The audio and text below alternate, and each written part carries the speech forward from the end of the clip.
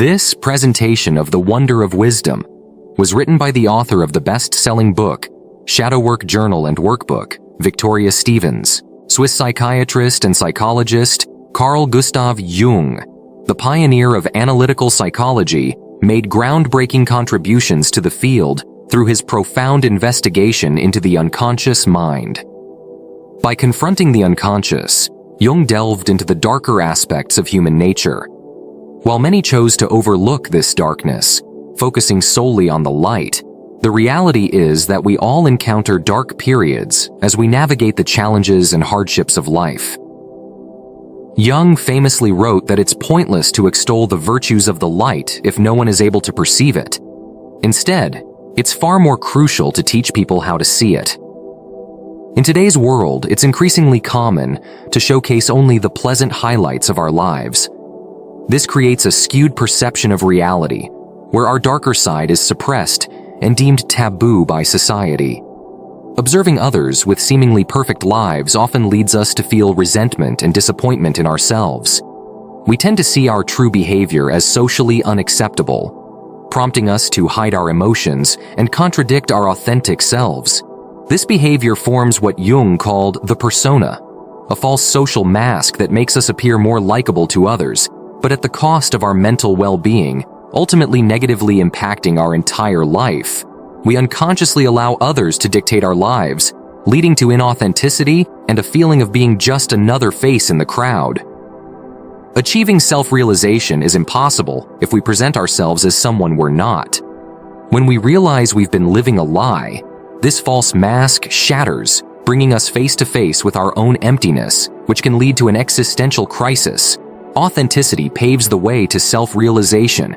By adopting a radically honest perspective on life, we can progress towards psychological wholeness by acknowledging the dark side that most people find unbearable to face. We mustn't repress our darkness, but instead confront it. No one is perfect, and recognizing this fact can bring comfort to others and a sense that they are not alone. Jung wrote, "There are no light without shadow and no wholeness without imperfection." To achieve completeness in life, we need to accept our flaws and the suffering that comes with them, as it is essential for growth and progress. Enlightenment doesn't come from imagining figures of light, but from making the darkness conscious.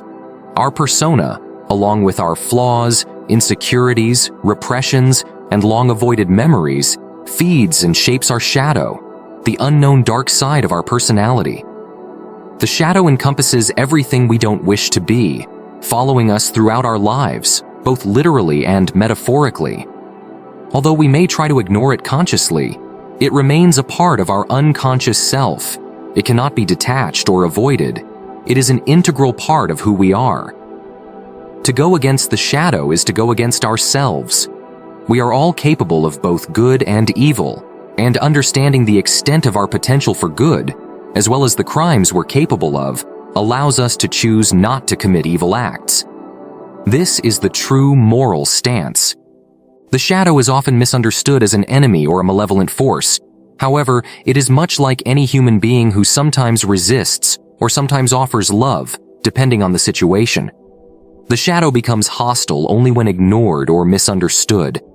A common nightmare involves being chased or confronted by a terrifying monster or shadowy figure. But when one confronts and questions this figure, it can begin to appear friendlier. Embracing and accepting our shadow is a profound spiritual practice.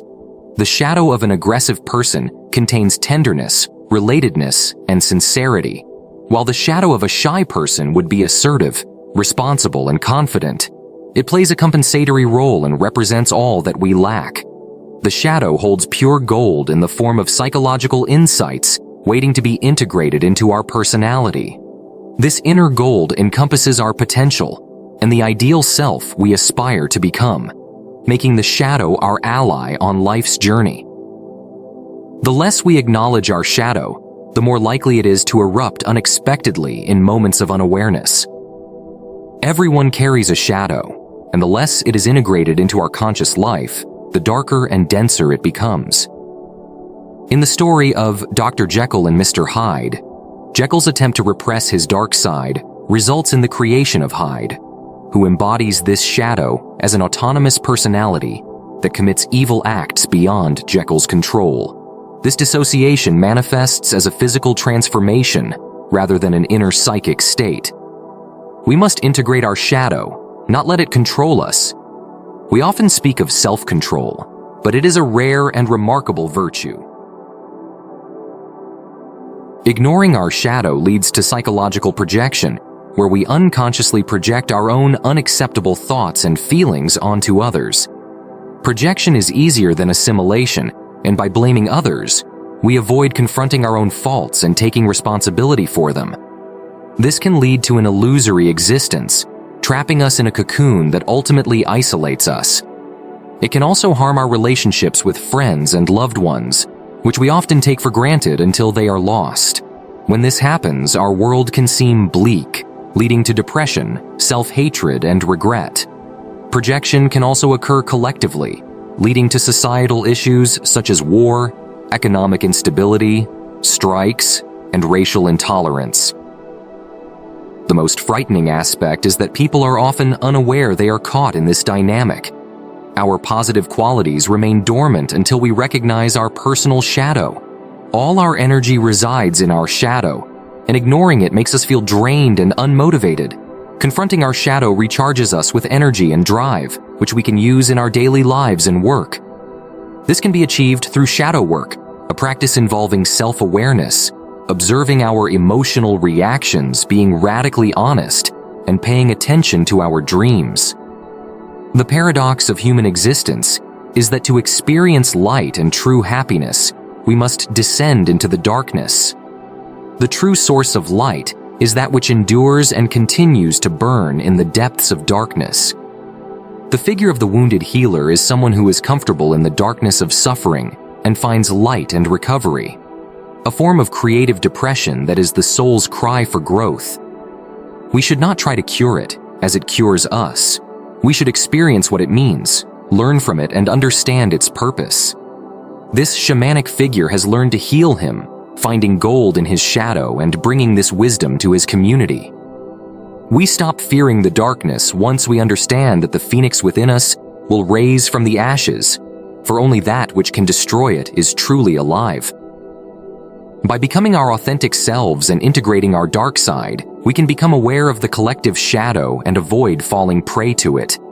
This allows us to positively influence others to do the same, improving our lives and the lives of those around us.